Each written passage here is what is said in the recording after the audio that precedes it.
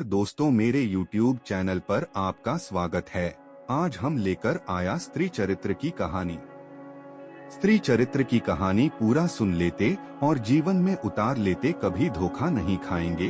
कहानी का पूरा सुने, कहानी में खो जाएं। उससे पहले हमारे YouTube चैनल को सब्सक्राइब करना ना भूले। आई कहानी का शुरू करते हैं।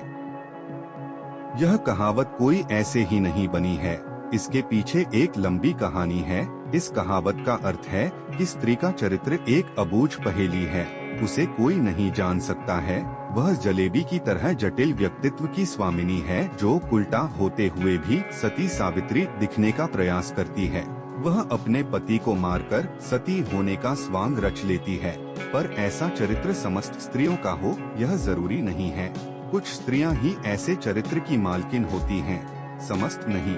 आओ आज एक कहानी सुनते हैं कि यह कहावत कैसे बनी। पंपापुर नामक एक राज्य था, जहां पर विलासराय नामक राजा राज्य करता था। राजा का जैसा नाम वैसे ही उसके गुण थे, अर्थात वह एक विलासी राजा था। पूरे राज्य में स्वच्छंदता का बोलबाला था। न केवल पुरुषों अपितु स्त्रियों का भी हद दर्जे तक चारित्रिक पतन हो गया था।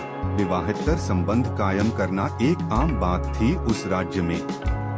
उस राज्य में सुधर्मा नामक एक लकड़हारा रहता था। उसकी पत्नी का नाम सुलक्षणा था। सुधर्मा सुबह सुबह लकड़ी काटने वन में चला जाया करता था और देर शाम तक वापस लौटता था। दिन भर घर में सुलक्षणा अकेली रहती थी और बोर होती थी। सुलक्षणा अतीव सुंदर स्त्री थी और आत्ममुग्धा नायिका की तरह अपने रूप यौवन को आईने में देख देख कर हर्षित होती रहती थी। शाम को सुधर्मा थका हारा आता था और खाना खाकर जल्दी ही सो जाया करता था। सुलक्षणा घर का काम निपटाकर और सज संवर कर जब तक सेज पर आती थी, तब तक सुधर्मा खर्राटों की दुनिया में सैर करने चला जाता था। बेचारी सुलक्षणा मन मसोस कर सेज पर तड़पती रह जाती थी। उसका अतृप्त यौवन खून के आंसू रोने लगता था। घर गृहस्थी का सारा सामान सुलक्षणा ही लाती थी। एक दिन सेठ कहीं गया हुआ था और उसकी दुकान पर उसका नौजवान पुत्र चिंतामणि बैठा था। वह सुंदर तथा बलिष्ठ था। सुलक्षणा उसकी जवानी पर फिदा हो गई। सेठ के बेटे चिंतामणि ने भी सुलक्षणा जैसी सुंदर और सुडौल स्त्री पहली बार देखी थी, इसलिए वह भी सुलक्षणा की ओर आकर्षित हो गया। दो जवां प्यासे दिल मिल गए तो अब बदन मिलना भी आवश्यक हो गया था। चिंतामणि ने एक मिलन स्थल भी खोज लिया था। सुलक्षणा रोजाना सुधर्मा के सो जाने पर चिंतामणि से मिलने जाने लगी और वह सुबह होने से पहले वापस आ जाती थी। सुलक्षणा और चिंतामणि की रंगरेलियां बेरोक-टोक चलने लगी।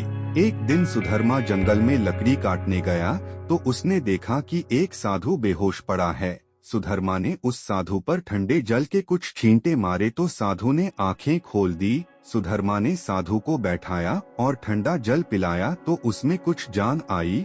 थोड़ी देर बाद उसे खाना भी खिलाया तो उसके बदन में थोड़ी ताजगी आ गई और वह चहलकदमी करने लग गया। सुधर्मा ने उस साधु से आग्रह किया कि कुछ दिन वह उसका आतिथ्य स्वीकार करे। सुधर्मा के आग्रह को साधु महाराज टाल नहीं सके और शाम को वे साधु महाराज सुधर्मा के साथ उसके घर आ गए। साधु को देखकर सुलक्षणा के तन बदन में आग लग गई। उसे लगा कि अब उसकी चोरी पकड़ी जा सकती है, इसलिए वह साधु को घर में नहीं रखने की जिद पर अड़ गई। सुधर्मा ने उसके सामने समर्पण करते हुए कह दिया कि साधु महाराज बस 1-2 दिन ही रहेंगे। इस पर सुलक्षणा राजी हो गई। रात में सबने खाना खाया और साधु के लिए आंगन में चारपाई बिछा दी। सुधर्मा खाना खाने के तुरंत बाद ही सो गया था, लेकिन सुलक्षणा की आंखों में नींद कहाँ थी। वहाँ तो चिंतामणि की सूरत बसी हुई थी। उसका मन उड़कर चिंतामणि के पास चला गया था, मगर बदन तो सुधर्मा के घर में ही पड़ा था। यौवन को मन से ज्यादा तन की जरूरत होती है। सुलक्षणा को अपना बदन जलता हुआ महसूस होने लगा। उस आग बुझाने के लिए उसे चिंतामणि के सागर की आवश्यकता थी। सुलक्षणा उठी और उसने देखा कि सुधर्मा खर्राटे ले रहा है। तब वह साधु के पास गई। साधु भी चुपचाप लेटा था। सुलक्षणा ने उसे सोता हुआ जाना और फिर वह बन संवर कर चिंतामणि से मिलने के लिए चल दी। साधु एक अनजान व्यक्ति के घर में ठहरा था और सुलक्षणा ने उसे बड़ी मुश्किल से घर में रहने दिया था, जबकि उसने यहाँ रहने के लिए कहा ही नहीं था। सुलक्षणा के व्यवहार को देखकर दाल में जरूर कुछ काला है, साधु महाराज के मन ने कहा, और वह सोचता ही रहा। इसलिए उसे नींद नहीं आई और उन दोनों के क्रियाकलाप देखता रहा। जब सुलक्षणा उसके पास आई तब वह दम साध कर चुपचाप लेटा रहा। उसने सुलक्षणा को बन संवर कर कहीं पर जाते हुए देख लिया था, मगर वह चुपचाप पड़ा रहा। उसने यह भी देख लिया था कि भोर होने से पहले ही सुलक्षणा वापस आ गई थी। उसे भी अब सारा माजरा समझ में आ गया था। दूसरे दिन सुधर्मा जब जंगल से लौटा तो साधु ने उसे अपनी पत्नी से सावधान रहने को कहा और यह भी कहा कि उसकी पत्नी किसी से मिलने रात को कहीं जाती है। इस पर सुधर्मा को सुलक्षणा पर बहुत गुस्सा आया और उसने सुलक्षणा को मारा पीटा भी बहुत। उसने सुलक्षणा को एक खंभे से बांध दिया और सो गया।